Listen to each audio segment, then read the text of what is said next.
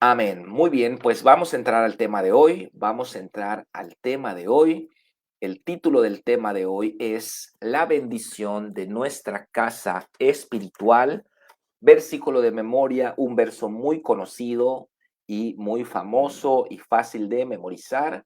Es el Salmo 133:1, que dice: Mirad cuán bueno y cuán delicioso es habitar los hermanos juntos en armonía. Salmos 133:1. Muy, muy, muy fácil de aprender. Así que dice la introducción: la bendición de una iglesia es como una sombrilla que cubre a las familias que la conforman.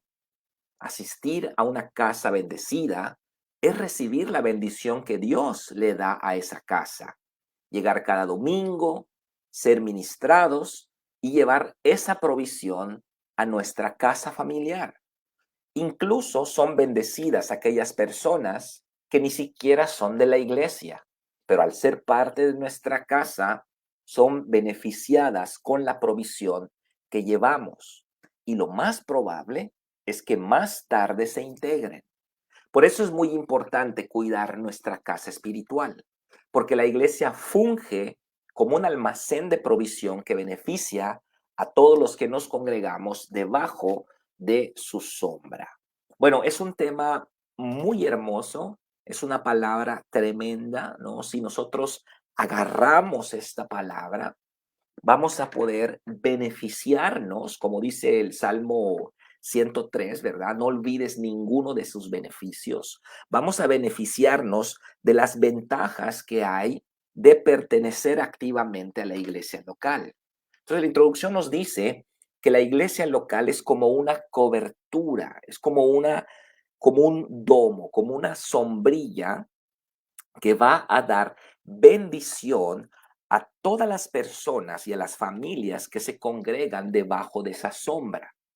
La iglesia local, la bendición que Dios le da a la iglesia local, y créame, créame, créame, por favor, que la iglesia fuente de vida es una casa bendecida, es una casa de Dios. Es una casa con propósito, con visión, con fruto.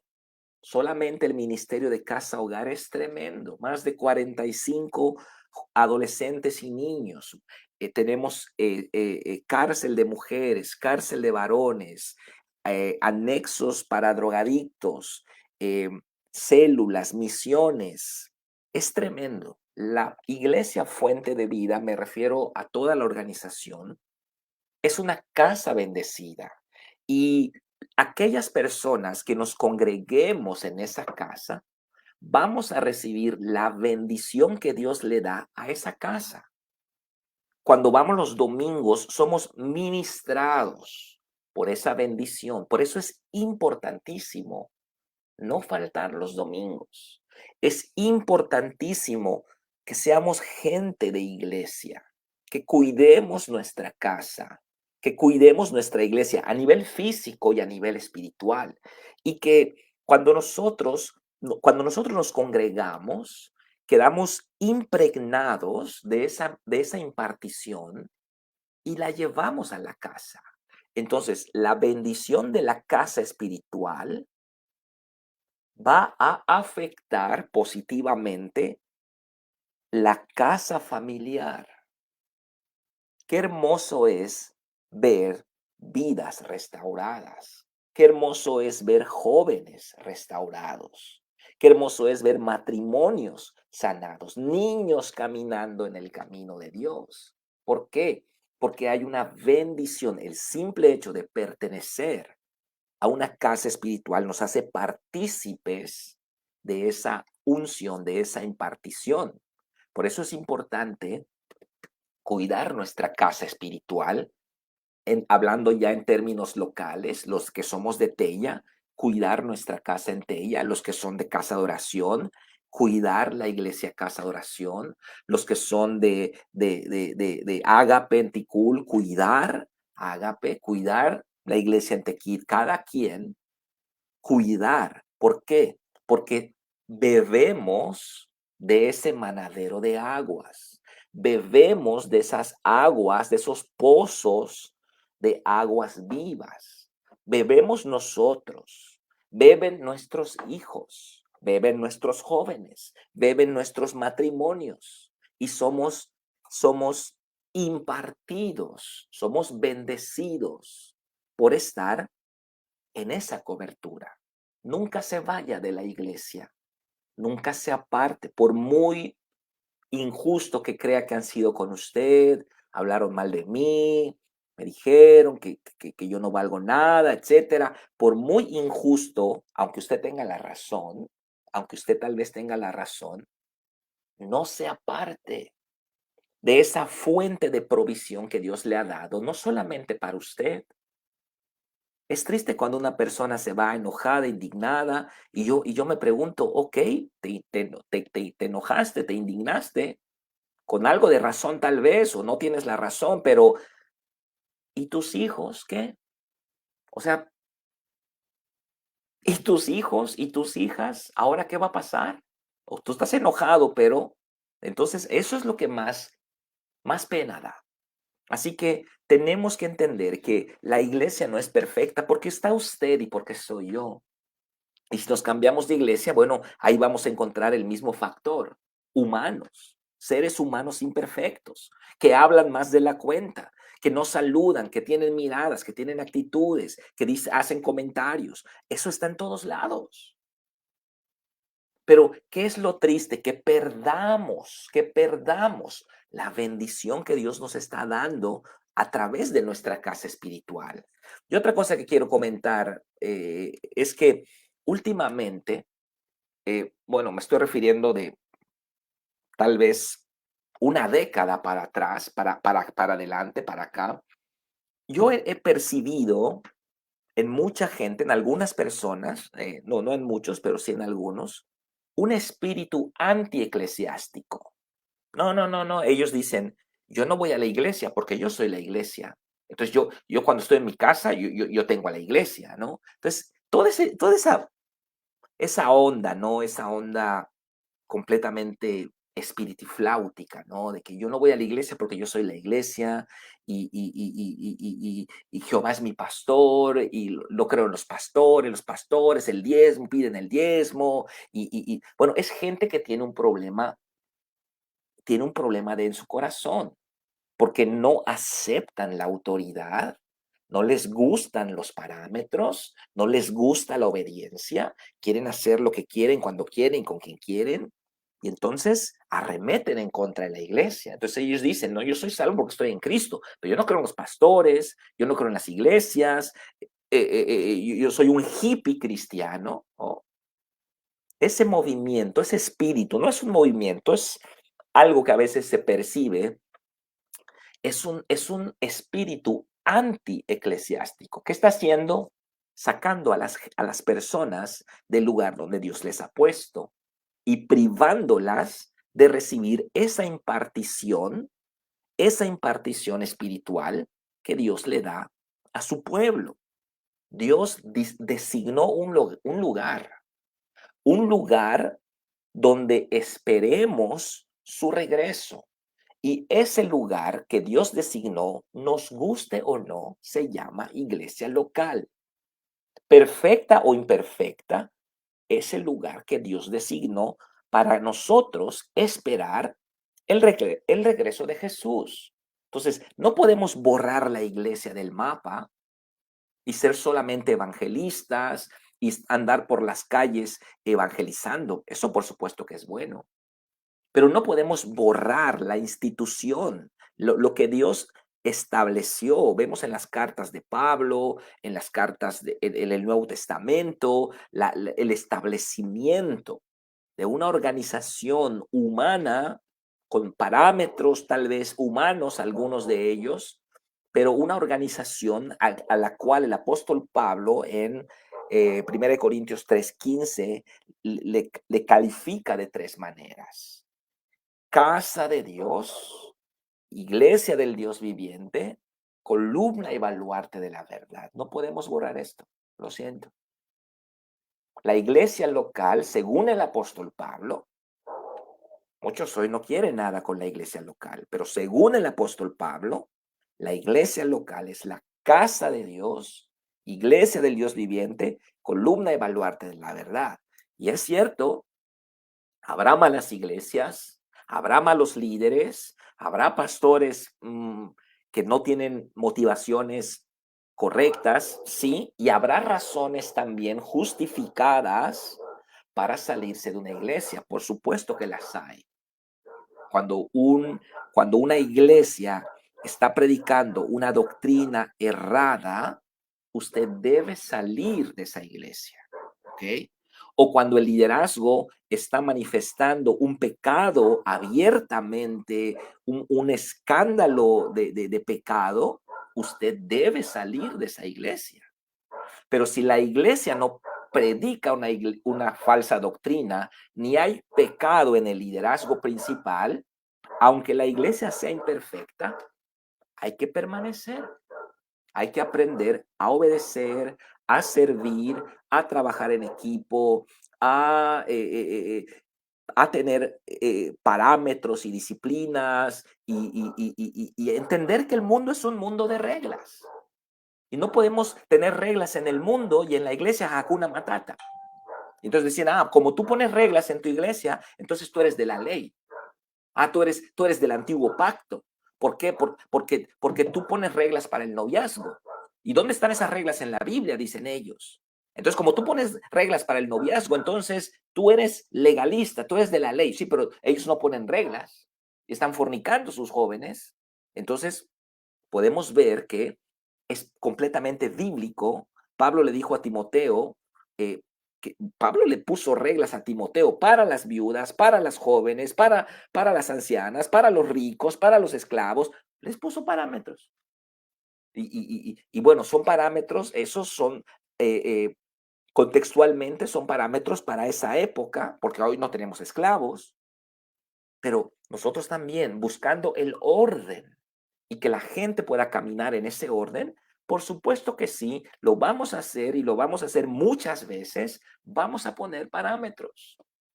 No me importa que digan que somos de la ley, vamos a poner parámetros, porque Dios es un Dios de orden. Claro, hay que tener sabiduría en el establecimiento de parámetros que no sean excesivamente, que nadie los pueda cumplir, pero tampoco permisivos, que sean una coladera y cualquier menso los pase. No, hay que tener dignidad. Entonces, vamos entonces al punto número 1. Ya me llevé mucho tiempo acá en la introducción. Dice entonces el punto número 1. Según el Salmo 133:1, ¿cómo es el lugar donde los hermanos habitan juntos en armonía?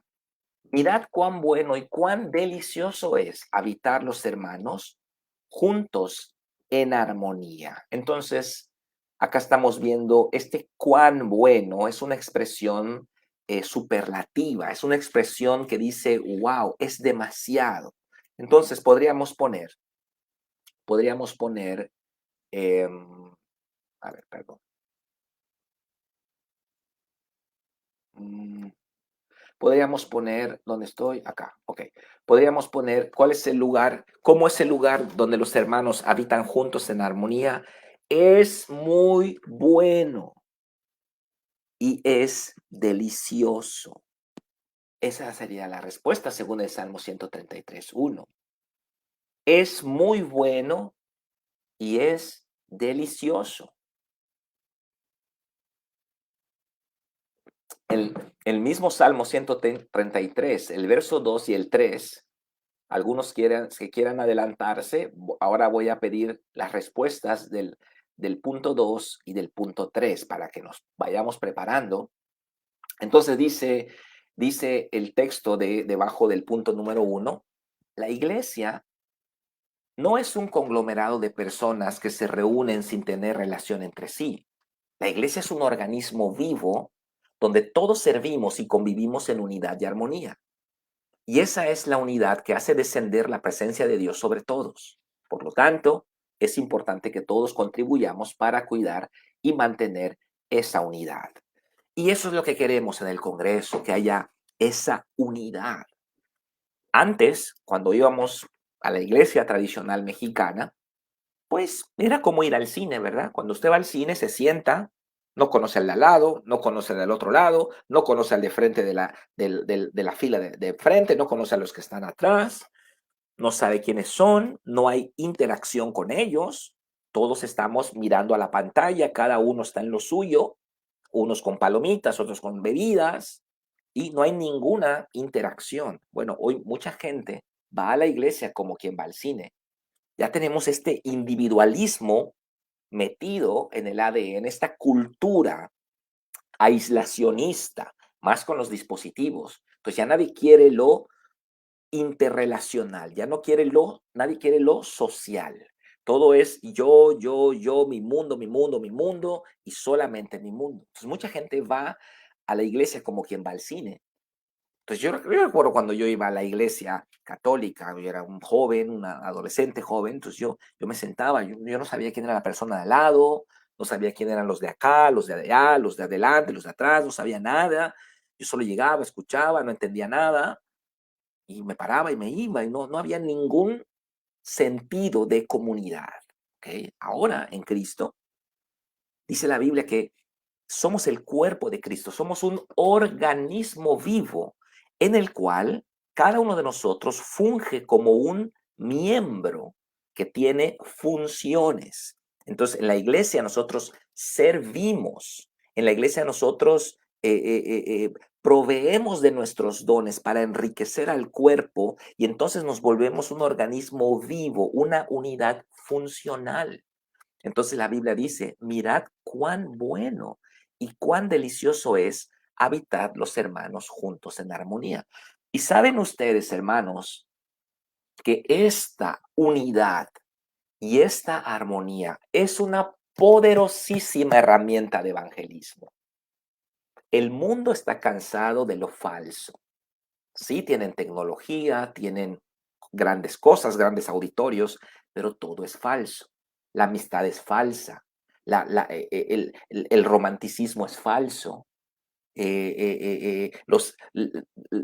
la forma de tratarse es falsa. Entonces, cuando una persona del mundo entra a la iglesia y encuentra unidad, esa persona dice, wow, yo aquí quiero estar. Yo quiero congregarme en este lugar, yo quiero pertenecer a este lugar. Pero cuando una persona del mundo llega a una iglesia y encuentra lo mismo que hay en su oficina, que es chismes, murmuraciones, gente revoltosa, gente conflictiva, es lo mismo, entonces, ¿para qué voy a venir? ¿A qué voy a venir a perder mi tiempo? De lunes a sábado estoy soportando a tanta gente allá en mi trabajo, mal hablados, y vengo a la iglesia y también encuentro lo mismo. Entonces, cuando nosotros nos volvemos ese pueblo genuino, que no es que estemos de acuerdo en todo, pero sabemos resolver nuestros conflictos, nuestras controversias. Eso es lo importante, que usted sea maduro, que yo sea maduro para resolver nuestras controversias, como lo dice la Biblia, cara a cara, mirándonos a los ojos, pidiéndonos perdón, diciendo, hermano, sí, yo dije eso, perdóneme, hablé mal de usted, perdónenme. Y cuando nosotros aprendemos, según Mateo 18, a resolver nuestros conflictos, porque la iglesia no es mejor al mundo porque no haya problemas. La iglesia es mejor que el mundo porque la manera en que lo resolvemos no barra el problema bajo la alfombra y haga como que no pase nada, porque sí pasa algo. Y en algunos meses le va a estallar la bomba en la cara, hermano. Lo aprendí con dolor. Lo aprendí con dolor. No, tenemos que tratar el asunto antes de que se agrave. Y esa cualidad hace que aunque en el momento haya rispidez, aunque en el momento nos enojemos, a la larga, como dice el proverbio, el hierro con el hierro se afila y entonces a la larga tengamos una unidad fuerte. Y cuando el mundo ve eso, dice, wow, wow, esta gente tiene otra mentalidad. Yo quiero ser parte. Y esa es una herramienta poderosísima de evangelismo. Por eso tenemos que aprender a cuidar nuestra unidad. La iglesia no es un conglomerado de personas que se reúnen sin tener relación entre sí. La iglesia, ya leí el texto, perdón. El punto número 2. Según el verso 2, y aquí quiero que me respondan algunos, según el verso 2, ¿qué sucede cuando en una iglesia hay unidad y armonía? Vamos al verso 2. Dice acá, es como el buen óleo sobre la cabeza, la cual desciende sobre la barba de Aarón, y baja hasta el borde de sus vestiduras. Obviamente, el texto es un texto 100% metafórico, ¿ok? No estamos hablando de una persona literal llamada Aarón con barba, ¿no? ¿Cómo interpretamos este texto? Ok. Dice Cintia García, armonía. Bueno, estamos hablando del verso anterior, ¿verdad? Relación de paz, concordia, entendimiento entre dos o más personas. Sí, sí, qué bueno que comentas esto, Cintia, porque la unidad en la iglesia, hermanos, no quiere decir que todos pensemos igual. Ah, tenemos que pensar igual todos y los que piensan distintos vamos a marcarlos. No, ese es el comunismo recalcitrante del mundo. No.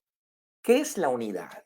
La unidad es que, aunque pensemos distinto y tengamos tal vez opiniones divergentes en ciertos temas, podamos unirnos para cumplir la gran comisión, lo que realmente importa. ¿Ok? Usted quiere pintar la iglesia de azul, tal vez yo la quiero pintar de morado, tenemos una discusión, al final no vamos a dividirnos por por un aspecto secundario. Claro, si tocamos temas neuronales, doctrinales, allá sí tendríamos que dividirnos, porque ahí es donde cuando se toca el fundamento, ahí no podemos negociar. Pero hay muchas otras cosas donde sí podemos hablar y pasar por alto algunas cosas, ¿no? Siempre y cuando no sean doctrinales. Entonces, ¿cómo respondemos el punto número 2? ¿Qué sucede cuando en una iglesia hay unidad y armonía? Omar Briceño comenta, el Espíritu Santo sobre nosotros, como el buen óleo que es la unción, debemos salir llenos de la presencia de Dios si vamos con la actitud correcta. Amén, amén. Marcia Morán dice, hay crecimiento, amén, espiritual y numérico. Edgar Orellán comenta, la presencia de Dios desciende sobre cada uno de nosotros, funcionando como un solo cuerpo en Cristo, cada uno fluyendo en los dones que Dios ha provisto. Se establece el reino de Dios, dice Nirva, y Alejandro Medina dice, está la presencia de Dios y su bendición. Amén. Todas esas respuestas son muy buenas. Nada más recuerden que hay que buscar la forma de que quepa en la línea.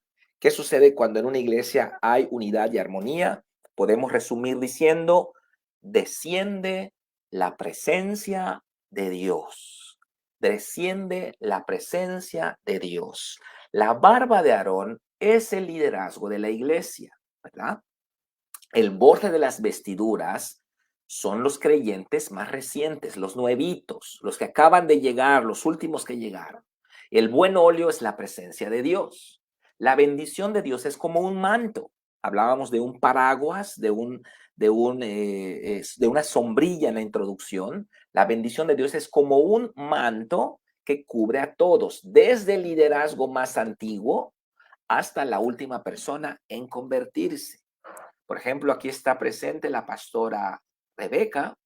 Ella es miembro fundador porque la pastora Rebeca estuvo con nosotros cuando éramos una célula los miércoles en la noche en mi casa de Francisco de Montejo, cuando, bueno, yo rentaba una casa allá. Bueno, ella es un miembro fundador. Ella pertenece al liderazgo más antiguo de la iglesia. ¿Ok? Podríamos decir que esos son las barbas de Aarón. ¿Ok? La unción, la presencia de Dios desciende sobre la cabeza del sacerdote, el liderazgo, las barbas, y desciende por todos los liderazgos hasta el borde de las vestiduras. El borde de las vestiduras en este contexto metafórico vendrían siendo las personas que aceptaron a Jesús el domingo pasado. Esas personas, Noelia, que llegó ahí, casa hogar, ¿no? Llegó y el domingo pasado aceptó al Señor, y bueno, todos los que llegaron, ellos serían el borde de las vestiduras. Entonces, aún hasta allá llega la presencia de Dios. Aún hasta allá llega la presencia de Dios, la bendición de Dios. Entonces seguimos, según el verso 3, ¿qué envía Dios a una iglesia donde hay unidad y armonía? Entonces vamos a ver qué envía, ¿por qué? Para que la cuidemos. Acá se utiliza otra metáfora refiriéndose a lo mismo, como el rocío de Hermón que desciende sobre los montes de Sión, porque ahí envía Jehová bendición y vida eterna. Aquí está la respuesta. ¿Qué envía Dios a una iglesia donde hay unidad y armonía? Bendición y vida eterna. Yo creo que todos queremos eso. Bendición se relaciona con nuestra vida, nuestra familia, nuestros hijos, los asuntos que atravesamos, nuestras luchas, temores, tentaciones, deudas, asuntos económicos, asuntos familiares, asuntos matrimoniales, asuntos ministeriales, bendiciones, avance, bendiciones, la gracia de Dios sobre nosotros. Y vida eterna es salvación. Salvación. Los domingos debe haber bendición y vida eterna. Bendición para los que ya estamos en el redil y vida eterna para los que llegan por primera vez, puesto que nosotros ya tenemos vida eterna. Entonces, allá dice Dios, allá envía Jehová bendición y vida eterna. Entonces, ¿quién es el que hace que la presencia de Dios descienda? No es el Señor, somos nosotros. Guardamos la unidad, hay bendición, Rocío de Hermón. No guardamos la unidad, andamos divididos. ¿Qué te pasa, hermano? ¿Todo bien? Sí, todo bien, mua, mua. Pero en el corazón está todo putrefacto, todo lleno de resentimiento, de murmuración. ¿Todo bien, hermano? Sí, sí, sí, todo bien. Dios le bendiga, mua, mua. Todo lleno de resentimiento. No, no, no, no, no. Así no guardamos la unidad. Así solo tenemos una cáscara de apariencia, pero en el corazón hay conflictos. Entonces, una iglesia dividida, aunque aparentemente estén unidas, pero están divididos en su corazón, no hay bendición, no hay vida eterna, hay estancamiento. ¿Por qué? Porque la presencia de Dios no va a estar en un lugar falso. La presencia de Dios no va a estar en un lugar falso. No hay resolución de conflictos, todo se barre bajo la alfombra, todos meten su cabeza en un hueco como el avestruz, haciendo como que no pasa nada, pero tremendos problemas. Nadie trata nada, todos inconformes, todos resentidos, nadie dice nada, todos se van en silencio de la iglesia. No hay bendición. Por eso en el manual de la visión, en el anexo 4 al final, allá yo puse un capítulo muy importante que usted como líder debe conocer y no debe permitir que la desunidad entre a su grupo celular. Usted es el líder, usted es el pastor de su célula, usted es el responsable delante de Dios. Y en ese anexo, en el libro de la Gran Comisión Organizada, yo puse todo un capítulo completo de la resolución de conflictos. ¿Por qué? Porque sabemos que una iglesia como la nuestra, donde hay más de 160 líderes, donde hay más de 170 grupos, donde hay muchas relaciones interpersonales, van a haber problemas, van a haber gente inconforme. ¿Y qué es lo que tenemos que hacer? Los problemas van a haber. No es que vamos a evitar los problemas, no, los problemas van a haber. ¿Qué es lo que hay que hacer? ¿Cómo saber cómo tratarlos? Saber qué hacer para resolverlos.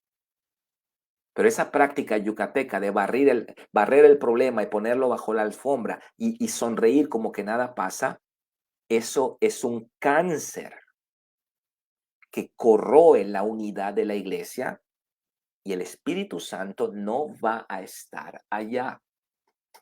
Por lo tanto, usted puede contribuir para que en nuestras reuniones no esté la presencia de Dios. O puede contribuir para que esté. ¿Qué debemos hacer? Luchar por mantener la unidad de la iglesia.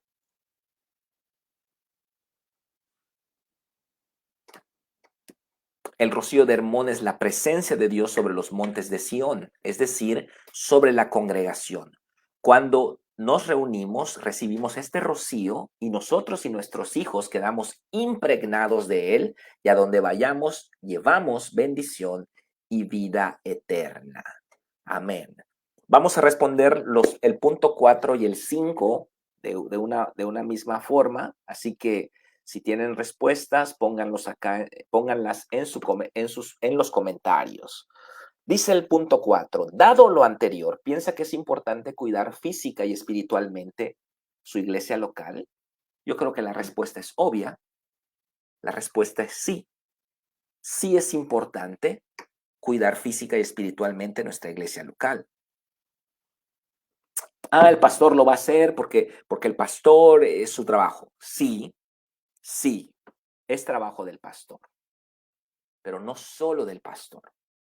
Es trabajo suyo como líder y no solamente como líder, como miembro, como persona. Cuando usted ya fue testigo del pecado, ya es responsable. Ya es responsable. Tiene que hacer algo. Con amor se corrige el pecado. Tiene que hacer algo. Usted no puede tener una enemistad con alguien en la iglesia que no puedan verse. Contribuye entonces a que no esté la presencia de Dios. Eso es lo que quiere. Por su orgullo, por su soberbia de no querer hablar con la persona. No es posible que un discípulo de Jesús esté días, semanas, meses enemistado con una persona y no se hablen. Yo me pregunto, ¿cómo diezma, hermano? ¿Cómo ofrenda? ¿No tiene temor? ¿Cómo participa de la Santa Cena? Tiene que resolver el asunto. Entonces, ¿es importante guardar la unidad de la iglesia? Súper sí. Es importantísimo. De eso depende la presencia de Dios. De eso depende la presencia de Dios. ¿Por qué? Dice la pregunta 4. ¿Por qué es importante cuidar física y espiritualmente? Dice Nirva, Alejandro. No, eso ya vi estas respuestas. ¿Por qué es importante? Porque es nuestra casa espiritual. Porque bebemos, yo y mis hijos bebemos de ese manadero de aguas. Participamos de ese altar. No vamos a participar de un altar contaminado. No vamos a participar de aguas amargas. Entonces, todos tenemos que trabajar y contribuir para la sanidad. Claro, Dios es tan bueno, hermanos, que por 2, 3 hermanos allá rebeldillos, ¿no? Inmaduros, no por eso va a cortar la presencia. Gracias a Dios que Él es bueno y Dios se fija más en los fieles que en los mentecatos. Pero si esto se avanza como un cáncer y hay una generalización, entonces no está el Espíritu Santo, se aparta el Espíritu Santo. Cintia comenta, la iglesia es donde vamos a nacer, crecer, compartir, celebrar logros, llorar, pérdidas y al final Dios nos recordará al morir. Sí, la iglesia, ahí somos presentados, ¿verdad? Cuando somos niños, entramos a todos los niveles de escuela dominical. A los 12 años somos bautizados, luego participamos de la escuela de discípulos, vamos a nuestro encuentro, somos enviados, luego iniciamos amistad especial, noviazgo, nos casamos, todo es nuestra casa, todo es algo tan grande. que no podemos tomarlo a la ligera. ¿Cómo puede contribuir al mejoramiento y unidad de su iglesia local? De 3 ejemplos. Vamos a ver, vamos a poner ejemplos. ¿Cómo puede contribuir al mejoramiento y unidad de su iglesia local? Vamos a decir, en el ámbito de mejoramiento, el servicio, ¿verdad? El servicio, limpieza, terreno, ir a trabajar, pintar árboles, chapeo, recoger piedras, poner instalaciones, el servicio. Marcia Morán comenta, contribuyendo con mis diezmos y ofrendas, sirviendo en un ministerio, contribuyendo y apoyando en el trabajo para mejorar las instrucciones. Sí, esa es una forma, servicio. Otra forma, dice Marcia, diezmando y ofrendando, porque obviamente, ¿verdad? La iglesia necesita las finanzas. Cintia García dice donando, ¿sí? Pues aquí puede haber donaciones en especie o económicas, dando siempre, no solamente lo material, lo económico, también lo espiritual, dones y talentos, lo que tengamos, darlo también. Nirva comenta, todos deberíamos contribuir a oficiar la casa espiritual, así como su santidad. Por eso se nos demanda en la palabra de Dios. Ok, respuesta de la 4.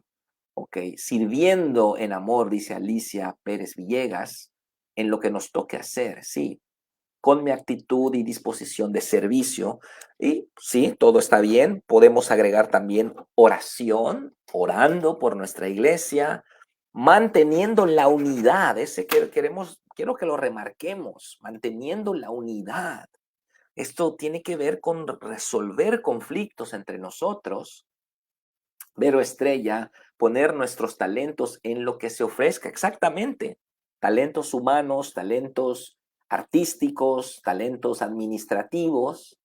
Omar Briceño, amando, perdonando, escuchando. Bueno, todo eso que han dicho está perfecto. Y ya en la célula, pues los hermanos irán poniendo sus ejemplos. La regla es esta. Recibimos la bendición de la casa espiritual a la cual pertenecemos. Por lo tanto, cuidarla y mejorarla nos beneficia de rebote a nosotros y a nuestra familia. Vamos a remarcar esta frase. Recibimos la bendición de la casa espiritual a la que pertenecemos. Entonces, si recibimos la bendición de la casa espiritual a la que pertenecemos, entonces voy a cuidarla, voy a mejorarla, voy a contribuir a su crecimiento, a su unidad, a su fortalecimiento, porque ahí están mis hijos tomando clases, ahí está mi esposa, mi esposo, mi abuela, mi papá, ahí está mi familia. Entonces, esa casa que está ministrando con el rocío de Hermón, está impregnando mi familia, yo quiero que esté sana. Yo quiero que sea una casa digna. Yo quiero entonces cuidarla, sostenerla, orar por los pastores, orar por los líderes. Quiero contribuir a su unidad, quiero contribuir a su mejoramiento. ¿Por qué? Porque allá me congrego, allá están mis hijos, allá mis hijos posiblemente van a encontrar el amor de su vida, allá se van a casar posiblemente. Entonces, puesto que esto es así y no lo puedo cambiar, voy a contribuir, voy a fomentar, voy a defender mi iglesia local, voy a amarla, voy a cuidarla. Y yo y mi casa vamos a servir al Señor allá, vamos a crecer allá. Ahora, ¿qué es lo que pasa cuando no tenemos esa mentalidad? ¿Qué es lo que pasa cuando no tenemos esa mentalidad? Y es lo que vemos en los 2 últimos puntos, que ya por cuestiones de tiempo vamos a irlos llevando un poquito rápido. Punto número 6. Según Ageo 1, del 3 al 6, ¿cómo es un pueblo? que no tiene conciencia corporativa. Vamos a leerlo y yo quiero que ustedes me pongan sus respuestas. Ageo 1, del 3 al 6. Dice, entonces vino palabra de Jehová por medio del profeta Ageo, diciendo, es para vosotros tiempo, para vosotros, de habitar en vuestras casas artesonadas, y esta casa está desierta. Pues así ha dicho Jehová de los ejércitos, meditad bien sobre vuestros caminos. Sembráis mucho y recogen poco. Coméis y no os saciáis, bebéis y no quedáis satisfechos, os vestís y no os calentáis. Y el que trabaja jornal recibe su jornal en saco roto. Pues, ¿qué es lo que tenemos acá? Pues tenemos una reprensión fuerte de parte del Señor por medio del profeta Ageo. ¿Cómo es el pueblo que no tiene conciencia corporativa? Según este pasaje, los israelitas les importaba un cacahuate la casa de Dios. Ellos no querían servir en la casa de Dios. Se dedicaron a ellos mismos. Voy a tener mi casa artesonada, voy a construir una alberca en mi casa, voy a tener linda mi casa. Pero la casa de Dios, ¿qué importa que tenga coladeras, que tenga goteras, que esté toda llena de moho las paredes? ¿Qué importa que la hierba tenga 1 metro? Así es, así pensaba esa gente. ¿Cuál fue el resultado? Un pueblo derrotado, un pueblo empobrecido. Dice, recibe su jornal, ¿en dónde? En saco roto. Ese es el resultado de un pueblo que no tiene una conciencia corporativa, no tiene una conciencia de que somos un cuerpo en Cristo. Me importa un cacahuate la iglesia. No voy a servir, no voy a limpieza, no voy a limpiar mi sector del terreno, no me importa, me quejo de todo, no sirven los climas, no sirve el ventilador, no sirve el baño, mira los baños, todos feos, qué vergüenza, pero no hace nada. No mueve una paja. Entonces, ¿qué tenemos acá? Una persona yendo a la iglesia como quien va al cine. Si yo voy al cine y encuentro los baños todos sucios, pues sí me voy a molestar. Porque estoy yendo al cine, porque estoy pagando, porque estoy yendo a un lugar que debe estar limpio, porque estoy pagando. Si yo voy al cine, me siento, está todo sucio, pues sí me voy a molestar. Pero esa mentalidad se lleva a la iglesia también.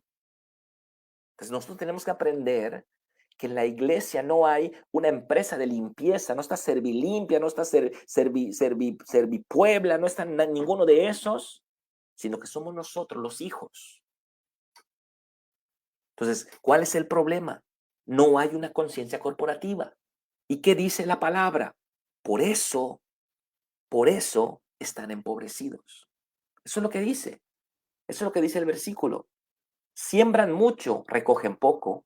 Comen y no se sacian, beben y no quedan satisfechos, se visten y no se calientan, y el que trabaja jornal recibe su jornal en saco roto.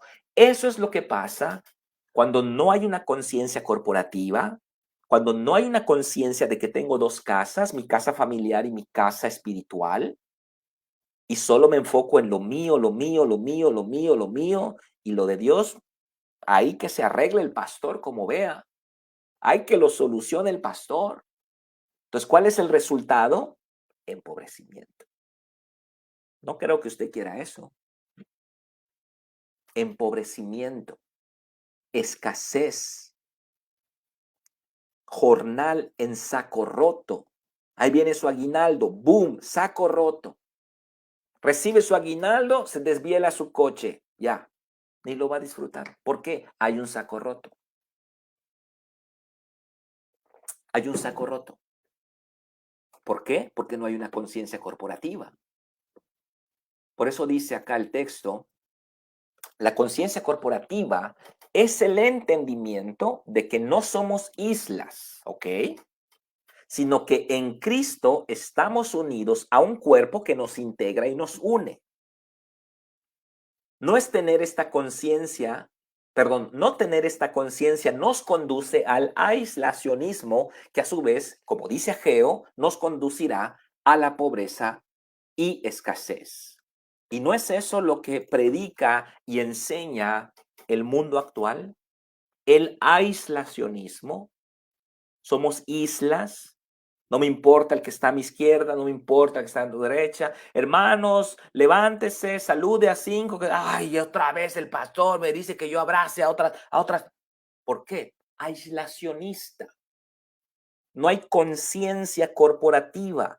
Usted es un individuo, sí, pero usted también tiene una familia, forma parte de una familia. No puede usted vivir fuera de ese concepto familiar, pero al mismo tiempo también hay una esfera más grande que es la congregación. Usted forma parte de un cuerpo. Es un miembro activo, sus funciones, sus dones, sus talentos, su servicio, sus diezmos, sus ofrendas, sus oraciones, su humildad contribuyen para la unidad o la desintegración de ese cuerpo. Yo no creo que usted quiera ser responsable de una división, de una desintegración. ¿Por qué? Porque no queremos ser usados por Satanás para eso. Pues nosotros tenemos que contribuir a la sanidad del cuerpo. Y entonces, ¿qué pasó en tiempos de Ageo? Me importa un cacahuate en la casa de Dios. No, ¿qué me importa? Que lo vean los sacerdotes, ellos, yo en mi casa. Y entonces dice Dios, lo siento, no hay bendición. No hay bendición.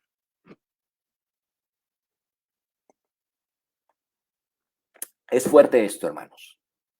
Es fuerte y es un tema que hay que platicarlo. Punto número 7, último, según los versos 9 y 10, ¿cuál fue la causa de su crisis económica?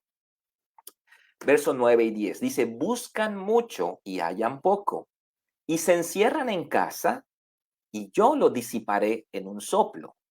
¿Por qué? Dice Jehová de los ejércitos, por cuanto mi casa está desierta, y cada uno de vosotros corre a su propia casa, por eso se detuvo de los cielos sobre vosotros la lluvia, y la tierra detuvo sus frutos. ¿Ok? Es lo que está diciendo acá el Señor. Yo por eso detuve la lluvia, porque solamente están interesados en ustedes mismos. Según los versos 9 y 10, ¿cuál fue la causa de su crisis económica? Su egoísmo, su aislacionismo, su ensimismismo.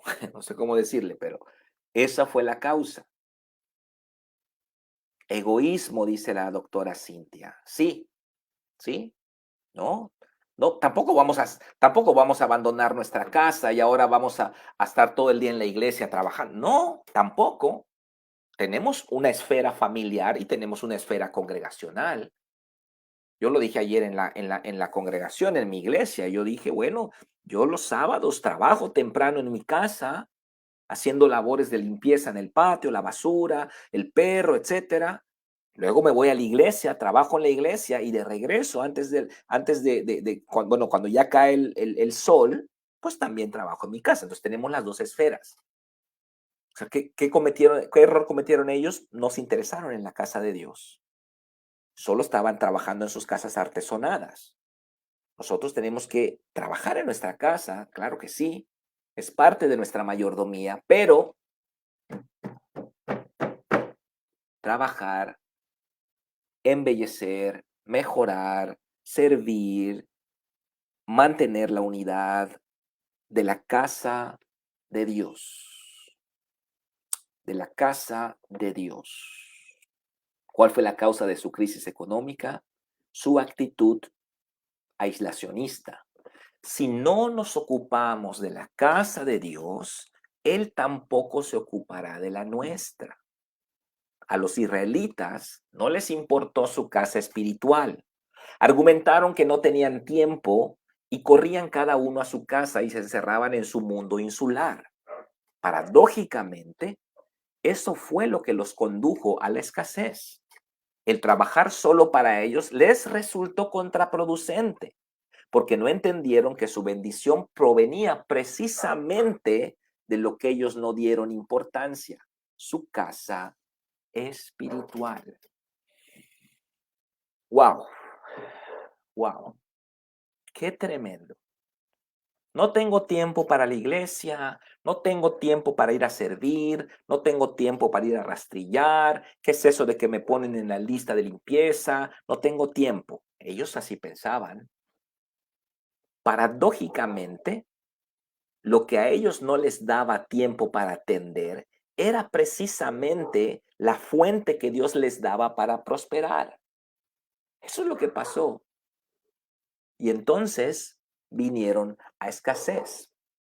No entendieron que su bendición provenía de lo que ellos no le daban importancia, su casa espiritual. ¿Qué significa esto? Que la casa donde me congrego, la casa donde llevo a mi familia, esa casa debe estar bien. Debe ser una casa bendecida porque allá es donde yo bebo. Hay un manadero de aguas espirituales. Allá bebo yo, allá bebe mi esposa Abby, allá bebe mi hijo Samuel, allá bebe mi hijo Caleb, allá beben nuestros hijos en casa hogar. Ellos beben de ese manadero. Por tanto, yo voy a tratar de mejorar, de cuidar, de proteger esa casa espiritual y no ser necios como los israelitas, que no les importó su casa espiritual. A lo mejor ellos iban al templo y estaba todo roto, todo feo, sin pintura, toda la hierba toda alta, las sillas todas rotas, pero sus casas eran lindas. Entonces dice Dios, por eso se detuvo de los cielos la lluvia, porque no le dieron importancia a aquella cosa que es la cobertura que les da bendición a ustedes. Tremendo, tremendo. Que no nos pase lo mismo. Que no nos pase lo mismo. Vamos a amar. Vamos a amar nuestra casa espiritual. Los de casa de oración tienen un excelente pastor que avanza con paso firme. Les bendigo. Tremendo. Tequid, excelente pastor. Todo ese trabajo. Pregúntele a Francisco Medina, chino. Todo ese trabajo que Chino ha hecho en la casa de Dios, trepándose, soldando, ¿cómo le ha ido en su negocio personal? Pregúntele cómo le ha ido en su negocio personal. ¿Por qué? Porque bendice la casa de Dios, Dios bendice la suya. Así funciona. Así funciona. Así que vamos a poner nuestros dones en el altar del servicio a la casa de Dios. El árbol, dice el recuadro a la derecha, ya con eso terminamos. Bendiga la casa de Dios y Dios bendecirá la suya. Cuide la casa de Dios y Él cuidará la suya. Cuando Jesús envió a sus discípulos en Mateo 11 a predicar, Él mismo se quedó en la ciudad de ellos para hacerse cargo de sus necesidades. Porque cuando salimos a atender las necesidades de Dios, Él se queda a atender las nuestras. Pero cuando no salimos a atender las necesidades de Dios, argumentando que no podemos hacerlo, puesto que nosotros también estamos en necesidad, entonces limitamos el acceso de Dios a nuestra vida y entramos a la escasez. Hmm. Hmm. Lo voy a repetir. Lo voy a repetir. Cuando salimos a atender las necesidades de Dios, Él se queda a atender las nuestras. Pero cuando no salimos a atender las necesidades de Dios, argumentando que no podemos hacerlo, puesto que nosotros también estamos en necesidad, entonces limitamos el acceso de Dios a nuestra vida y entramos a la escasez. Guay, ay, ay. No sé qué decir, si amén o ouch. Esto es lo que pasó al pueblo de Dios en tiempos del profeta Ageo. No cometamos el mismo error. La iglesia local es como un árbol frondoso que nos cubre con su sombra a nosotros y a nuestros hijos. Si lo cuidamos, el árbol cumplirá su función y todos seremos beneficiados, pero si no, quedaremos expuestos a las inclemencias del tiempo. Mirad cuán bueno y cuán delicioso es habitar los hermanos juntos en armonía. Salmo 133, 1. ¿Cuántos decimos amén, hermanos? ¿Cuántos decimos amén?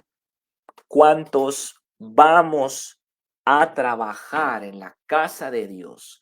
El pastor dio este tema porque él quiere que vayamos a limpiar, que vayamos a pintar la iglesia, por eso está dando este tema. Pues sí, por eso estoy dando este tema. Sí, me cachó, es la verdad. Por eso estoy dando este tema. Pero lo estoy dando para bendecirle también. Para bendecirle también. El hecho que tengamos a don Dani, que no quiere decir que él lo va a hacer todo, porque está muy grande el terreno. Es para que nosotros debemos cuidar la casa de nuestro Padre y enseñar a nuestros hijos a hacerlo. Y entonces, ¿cuál va a ser el resultado? Bendición, dice Salmo 133:3, y vida eterna. Ese va a ser el resultado. Y eso es lo que queremos para cada uno de ustedes, líderes de célula, y para sus discípulos. Y yo quiero que este 1, 2 y 3 de diciembre que vamos a tener nuestro congreso, wow, adoremos a nuestro Padre, alabemos a nuestro Padre, recibamos ese manto, ese rocío de Hermón. Wow, va a ser algo hermosísimo. ¿Por qué? Porque estamos preparando el terreno para el manto, el óleo que va a descender hasta el borde de las vestiduras. Amén. Amén. Wow, qué tremendo. Vamos a orar para darle gracias a Dios. Padre, gracias, bendecimos esta palabra. Declaro que esta palabra, Señor, va a penetrar al corazón de cada uno de los discípulos que nos has dado. Gracias por estos líderes, Padre, que son tan hermosos, tan sensibles a ti, Señor. Padre, qué hermoso es ver a tu pueblo trabajando, no solo en el ámbito espiritual, ministerial, también en el ámbito físico, Padre. Gracias por esta oportunidad de compartir con ellos. Los bendigo y los pongo en tus manos y te doy gracias por esta hora de estudio bíblico en el nombre de Cristo Jesús. Amén y amén. Muy bien, pues gloria a Dios, Dios les bendiga a todos. Gracias por soportarme 20 minutos más. Y bueno, les mando un abrazo fuerte, muchas bendiciones y estamos prontos para vernos en nuestro congreso. Un abrazo fuerte y saludos.